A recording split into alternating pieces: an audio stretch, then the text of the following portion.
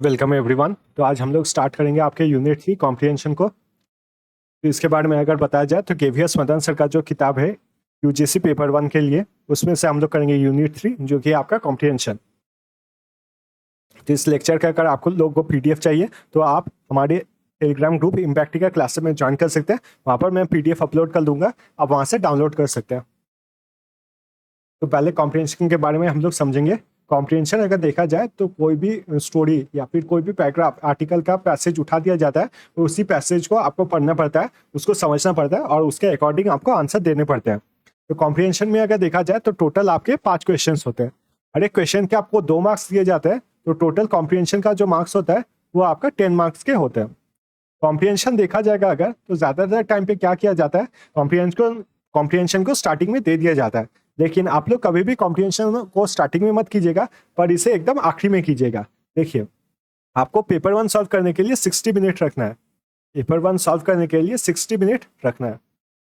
तो 60 मिनट में से जैसे ही आपका 50 मिनट हो जाएगा, 50 मिनट और आखिर के 10 मिनट बचे रहेंगे, तब जाके आपको कॉम्प्रिहेंशन सॉल्व करना है। ये इसलिए हम लोग करते हैं ताकि हम लोग आराम से कॉम्प्रिहेंशन को देख के सॉल्व कर सकें। तो इतना टाइम हम लोग इसलिए देते हैं क्योंकि कॉम्प्रिहेंशन में बहुत आसान होता है पूरा कंप्लीट 10 मार्क्स को स्कोर करना। और आप लोग समझ ही सकते हो कि 10 मार्क्स कितने ज़्यादा इंपॉर्टेंट होते हैं।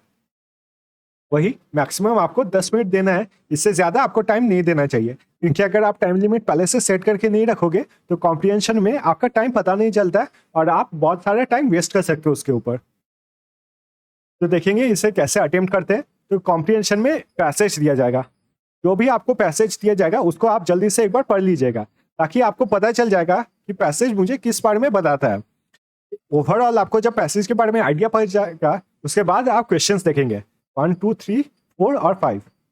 तो क्वेश्चंस पढ़ के आपको समझ में आएगा कि पैसेज में से कौन से जगह से मुझे क्वेश्चन पूछा गया है। तो पर्टिकुलरली उस जगह को पढ़िएगा आप लोग, ना कि होल पैसेज पूरे ध्यान से पढ़िएगा। इससे आपका टाइम बचेगा और आंसर्स भी आपके सही होंगे।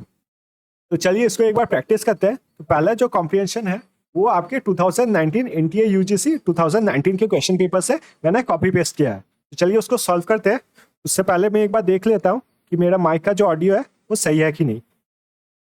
हेलो हेलो, चलिए सही है। तो हम लोग पहला कॉम्प्रिहेंशन जो है उसको सॉल्व करते हैं। मैं कॉम्प्रिहेंशन जो है आपको पढ़ के बता दूंगा, अगर आप लोग चाहते हैं तो म्यूट कर सकते हैं या फिर वीडियो को पॉज करके खुद से भी पढ़ सकते हैं। देखिए यहाँ पर क्या लिखा हुआ है, most of the people who appear most often and most glorious in the history books are great conquerors, generals and soldiers, whereas the people who really helped civilization forward and often never mentioned at all. We don't know who first set a broken leg or launched a seaworthy expedition or calculated the length of the year or manured the field, but we all know all about the killers and destroyers. People think a great deal of them, so much so that on all the highest pillars in great cities of the world, you will find the figure of a conqueror or a general or a soldier. Most people believe that the greatest countries are those that have been beaten in a battle, the greatest number of other countries and ruled over them as conquerors. It is just possible they are, but they are not more civilized. Animals fight, so do savages.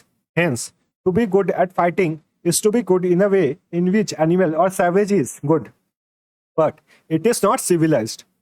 Even being good at getting other people to fight for you and telling them how to do it efficiently. This, after all, is what conquerors and generals have done. Is not being civilized. People fight to settle quarrel. Fighting means killing, and civilized people ought to find some way of settling their disputes other than by saying that side which has killed most has won. And not only has won, but because it has won, has been in the right. For that is what going to war means. It means saying that might is right. अब पहला question हम लोग देखेंगे। देखिए, आपको एक बार जो passage है उसको पढ़ के एक ओवरऑल आइडिया हो जाना चाहिए। ऑथर हमें यहाँ पर क्या बता रहे पैसेज में कि जो आपके सोल्जर्स होते हैं जो एक दूसरे को मारते हैं या फिर जो फाइटर्स होते हैं, उन्हीं का मूर्ति हम लोग चारों ओर देखते हैं कंट्रीज में और उन्हीं को महान माना जाता है। पर जिन्होंने रियली ह्यूमैनिटी के लिए कंट्रीब्यूशन किया है उनके बारे में हम लोग इतिहास की किताबों में नहीं पढ़ते हैं। तो पहले हम लोग क्वेश्चन देखेंगे क्या है, in author's opinion the countries that ruled over large number of other countries are option A, B, C या फिर डी। आपको एक ऑप्शन सिलेक्ट करना है।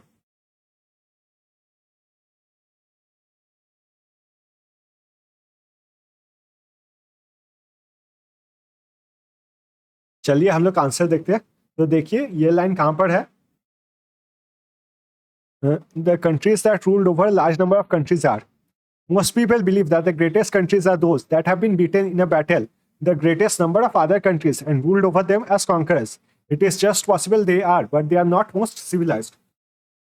तो इसमें सही ऑप्शन आपका क्या होगा? तो यहाँ पर आपका सही ऑप्शन होगा option C, possibly the greatest in some sense but not the most civilised.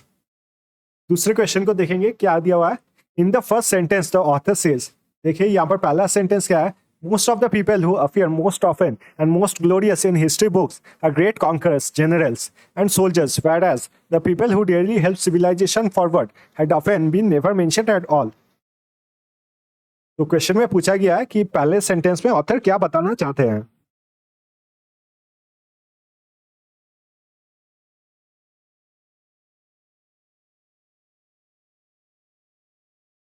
तो इसका अब हम लोग आंसर देख लेंगे। तो इसका आंसर अगर देखा जाए तो इसका सही आंसर होगा option B, history books tells us more about conquerors and soldiers than those who help civilisation forward. यहाँ पर आप दूसरे जो ऑप्शंस हैं उनको देखेंगे तो आपको पता चलेगा दूसरे ऑप्शन भी कई हद तक सही है। देखिए पहला क्या है, conqueror generals and soldiers should not be mentioned in history, ये तो डायरेक्टली गलत है क्योंकि ऐसे कहीं भी मेंशन नहीं किया हुआ है। Most history books are written by conquerors generals and soldiers, तो ये भी आपका सही गलत है, सही नहीं है, गलत है। और चौथा option, no one who really help civilisation forward is mention in any history books, तो ये भी आपका कई हद तक सही है। लेकिन आपको देखना होगा कि कौन सा आंसर आपका सही होगा। तो इन दोनों में अगर देखा जाए तो यहाँ पर देखिए उन्होंने कॉन्करर्स के बारे में भी बताया और यहाँ पर आपके सिविलाइजेशन को जिन्होंने हेल्प किया उनके बारे में भी बताया। तो इन्होंने यहाँ पर क्या किया है, कंपैरिजन। तो सिर्फ एक ही आंसर है बी और डी में जिसमें कंपैरिजन किया है। तो किसमें कंपैरिजन किया गया है, तो ऑप्शन बी में। तो ऑप्शन बी आपका सही होगा, डी नहीं होगा। तो आपको ऐसे क्वेश्चंस मिलेंगे यूजीसी नेट के एग्जाम में जहां पर सभी क्वेश्चन कई हद तक सही है लेकिन एक ही आंसर जो है जो पूरा मैच करता है with the comprehension. Third question देखेंगे, for that is what going to war means, it means that might is right, the meaning of the sentences. देखिए यहाँ पर लास्ट लाइन को कॉपी पेस्ट किया गया है और पूछा गया है कि इस सेंटेंस का मतलब क्या है।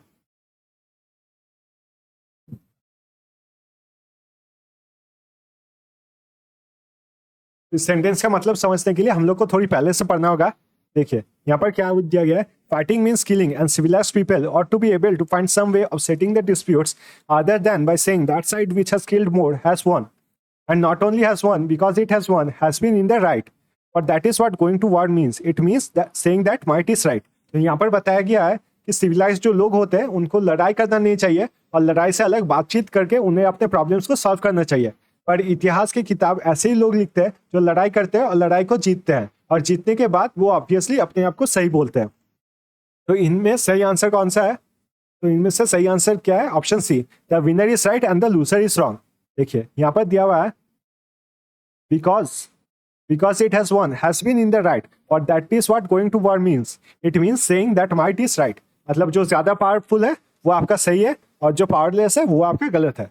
तो ऑप्शन सी आपका यहाँ पर सही हो जाएगा। इसके बाद क्वेश्चन देखते हैं, on all the highest pillars in the greatest cities of the world we find. तो आपको पहले तो ये लाइन खोजना है, ये लाइन देखिए यहाँ पर है, cities of the world you will find. तो यहाँ पर आपको कुछ लाइंस पढ़ने होंगे ताकि आप आंसर को सही तरीके से दे पाए।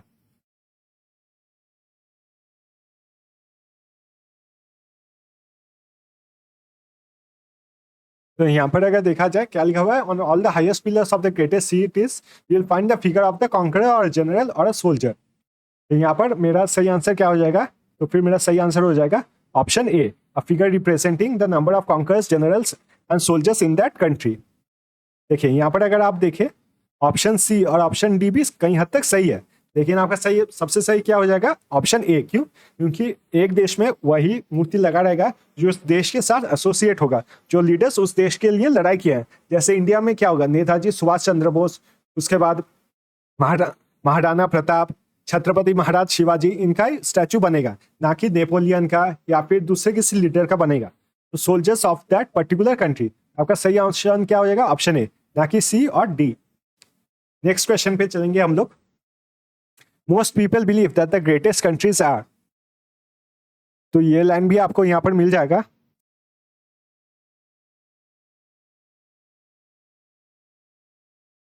देखिए यहां पर है, most people believe that the greatest countries are those that have beaten in a battle the greatest number of other countries and ruled over them as conquerors। तो यहाँ पर आपका सही आंसर क्या हो जाएगा? तो यहाँ पर सही आंसर हो जाएगा option D, those who won the greatest number of battles against other countries। एक बार आपका जब कॉम्प्रिहेंशन कंप्लीट हो जाएगा उसके बाद आप लोग क्या करेंगे? आप लोग को डिफाइस करना है, उस कॉम्प्रिहेंशन को अच्छी तरीके से समझना है, क्योंकि बहुत टाइम पे क्या होता है हम लोग एक साथ जब पढ़ते हैं और टेंशन के माइंड पे आंसर देते हैं तब सही नहीं होता है। तो आपको दूसरे क्वेश्चंस को अटेम्प्ट करना है, माइंड को रिफ्रेश करना है और फिर से देखना है कि आपने सही आंसर दिया है कि नहीं। और आपको कीवर्ड्स जो है, जो मुश्किल वर्ड्स है, उनको एक कॉपी दिया जाएगा, आपको एक पेपर दिया जाएगा नेट के एग्जाम में, उसमें नोट डाउन करना है, ये उन्हीं कीवर्ड से आपके क्वेश्चंस पूछे जाते हैं।